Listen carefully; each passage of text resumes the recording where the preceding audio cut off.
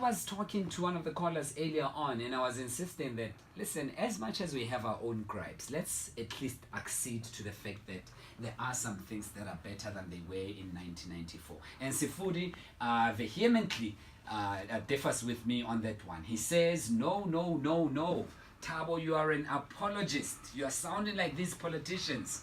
Why are you doing that? Who's paying you to say all those things? We are not free. There are children who are drowning in pit toilets. We have unemployment rates. We have young people who can't go to school. And speaking of young people, that's the topic right now, actually, on Power 98.7 on Power Perspective. My name is Thabo Mashao. It's great to have you with us. In the studio, we have Ndumiso Mokako. He's a youth activist, and he's no stranger to youth activism, youth politics, and we've invited him to have not only a heart-to-heart, but head-to-head session so that we can butt heads, literally, on matters that are affecting young people.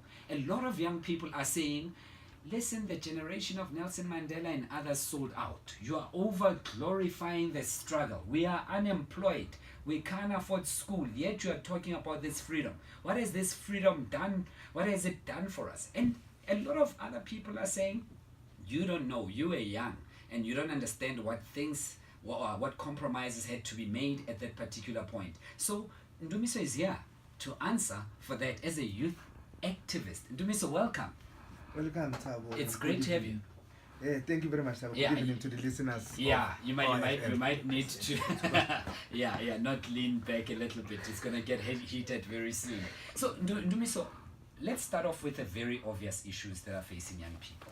Young people are in great numbers in South Africa. A lot of them are unemployed. A lot of them are unemployable.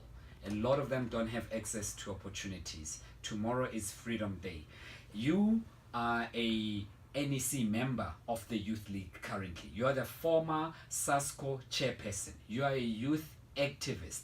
Young people are saying you belong to an organization, and not only belong, but you belong to a critical component element of leadership of that organization, the highest decision-making body in between conference. What are you doing? Is the ANC Youth League still alive? Are you interested in helping young people? Tomorrow it's Freedom Day. Do young people have anything to celebrate at all? Thank you very much, Thabo, for having me tonight. Sure. As I said earlier, good evening to the listeners of Power FM, and maybe happy Freedom Day in advance. I think it's a day we must celebrate, Thabo. I think, Thabo, you are raising very important questions which must be preoccupying all South Africans and young people in particular. There is a growing section of young people in South Africa which is starting to ask the important question, what does freedom mean, if anything? And this is the type, these are the young people who are marginalized by the system as we're speaking about them. Some of them are unemployed, some of them are not economically active, some of them are victims of HIV and AIDS, some of them are victims of drugs in the townships, some of them some of them have resorted to abusing alcohol to forgetting about the problems which they confront. But the truth of the matter is that with these challenges set, there is a lot that we must celebrate, but when we celebrate Freedom Day tomorrow, we do not celebrate Freedom Day to bask in the glory of the past and not define a future. It is an important day for South Africans to reflect on the road we have traveled from April 27, 1994 to date, and what needs to be done. And I can say there are many things which we must celebrate. One of the things which we must celebrate is that since 1994 to date, we have been able to increase the number of young people that access universities, in particular black young people, and the number of black people that graduate. Since 1994, we've been able to increase the number of black professionals. It's a very important issue, which it has not always been like this. We have had a very good number of years where black people were marginalized from taking part in certain professions. Black people were marginalized from occupying certain positions in corporate companies and in the state. So those are things that are no longer there, but they are the challenges that we are making. And these challenges, Thabo, some are resolvable, some will require time, some just require political will. For instance, one big thing which requires political, as you are saying, one of the frustrations of young people in South Africa is youth representation in structures in any structure, whether it is in higher echelons of government, whether it is in corporate South Africa, whether it is in different political organizations. It remains a problem, and in my considered view, in that front we have regressed. When you look at 1994, Mane Dipiko became the premier of the Northern Cape. He was only 35 years of age, a young person. In 1999, Chokoti Diza became the Minister of Agriculture, if I'm not mistaken. She was only 34. Today in cabinet, there's no young person in the entire cabinet.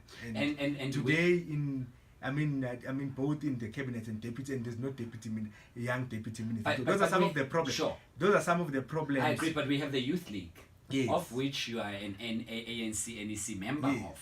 And we have a Youth League which many would argue has been reduced to being just a youth desk. We have a Youth League whose leadership has been questioned currently, where a lot of people are saying that it was a group of anointed individuals, and therefore that's why you are unable to advance the issues that are facing South African youth. Look, those assertions are really not too far from the truth. Whether we are, as the African National Congress Youth League, we've said it in many different platforms, that we are now at our weakest. It is for both subjective and objective reasons.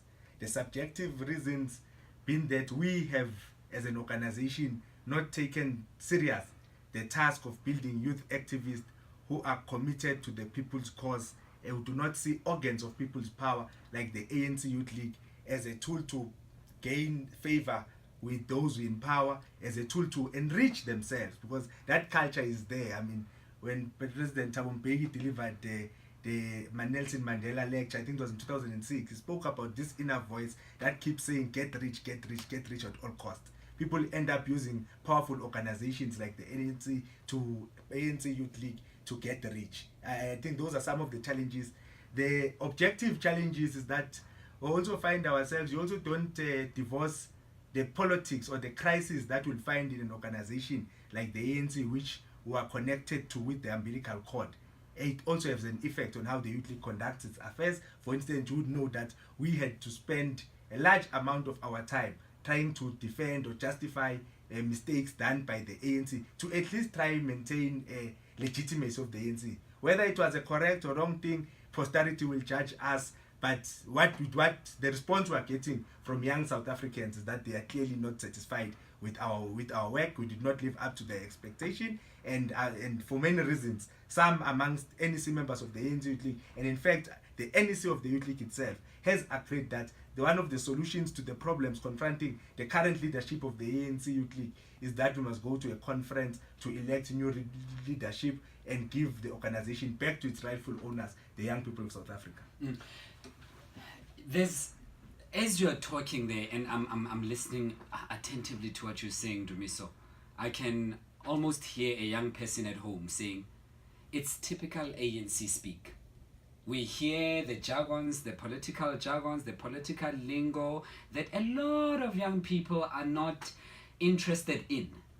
A lot of young people find it very distant and not directly linked to their everyday needs. You've outlined interesting challenges, and I agree with you on that. Substance abuse, joblessness, and so someone is asking themselves, if Ndumiso is talking about subjective and objective reasons why the structure is at its point, how does that put bread on my table? So let me put it to you differently. How does the ANC Youth League agitate for practical progress of an ordinary young person who lives in Diepsloot today? I think there are certain things which we must get correct, Thabo. The ANC Youth League is an organization which has got about 300,000 members. And the ANC has always viewed South Africans as their own liberators. There's more than 5 million young people who are unemployed in South Africa. Yes. And I don't think these young people themselves have put their life on hold because the Youth League is in trouble. They themselves wage struggles every day. There are many matches that go to mines in South Africa on a daily basis, and they are not led by the ANC Youth League. The point I'm driving across is that young people are their own liberators. They have their own social agents outside that of political parties. So that's also important. No, it at its current point, really, it has not been of serious use to young people. We have but really you're the member of the ANC NEC Youth League. Yes. And so you I've been critical. I've been critical of myself. Is that an admission that you guys sit there and not address critical issues? You go to conferences, you drive beautiful cars. We see slay queens, beautiful ladies around you around Vilagazi Street. So nothing is really happening. Is that what you're owning up to right now? I'm not sure if those are there at Vilagazi on the invitation of the Youth League. I think we need to check who invites them. But to come back to the matter, I think as you correctly put it, right, our weakest point. And when an organization is at its weakest point, it is unable to live to its historic mission. Why are you not resigning then? No, I don't think resignation is a solution. I mean, when an organization has got problems, you do not bury yourself in the crisis. In fact, an organization which is futuristic and visionary, when there's a crisis, it sees a chance for an opportunity, because every crisis does present an opportunity. And one of those opportunities which we have said, look, the crisis we are in is almost terminal and difficult to resolve. Let us go to a conference where we'll allow all young people who are members of the African National Congress Youth League to determine the future moving forward. And one of the mistakes that we say we have done, one of the mistakes we have done in the past is to allow old people to interfere in the politics of the ANC Youth League, such that young people do not elect the best amongst themselves. That's a serious issue. We have had problems as an organization of things like gatekeeping, where we have denied the best of talent, young talented South Africans who say we want to participate in the life of the ANC Youth League, but we are unable. So those are some of the things that we are looking at addressing as we prepare for the next national conference. So on the other end, you have the fees must fall movement, which agitated on its own.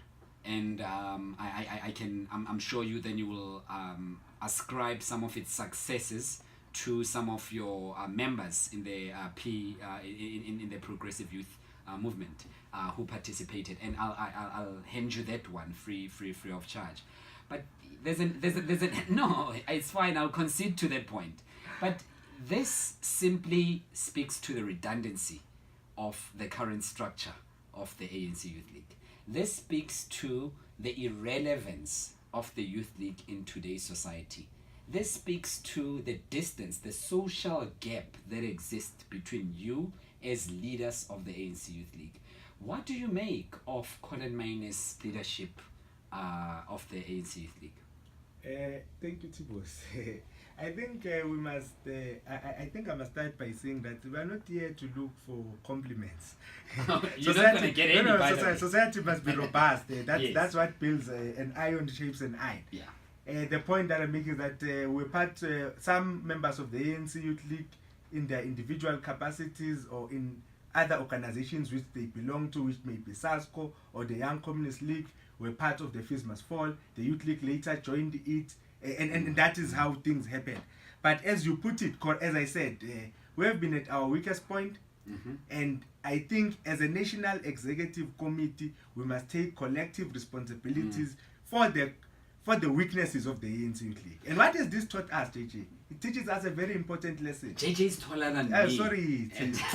Sorry, I'm here with JJ. Go ahead. What has this taught us, Thabo? It has taught us that any organization that takes itself serious must never elect a leadership with deficiencies, because those deficiencies or blind spots of the leader end up becoming the collective property of the organization. And you spend a lot of your time trying to justify the blind spots of the leadership, or at times you are forced to lower the bar such that you rationalize the bad leadership choice you have made. Is that the leadership of Colin Mail? That is the 25th National Executive Committee. Yeah, all of it. Yes, no, all of us. Yourself included. Yes. There's no one who ever came. I don't recall any National Executive Committee meeting where we went into a meeting and one person, whether it's Colin, whether it's Ndumiso, whether it's so, who went into a meeting and said, this is Power FM, and that is the resolution, and we all go out. We had our chances to object. We had our chances where we agreed. We had times where things went wrong and we decided to keep quiet for convenience. And that is the price we are paying. My goodness me, 24 minutes after 9 o'clock. I hope you are listening to this. This is Power 98.7, Power Perspective. My name is Thabo, Mashao. I'm standing in for JJ.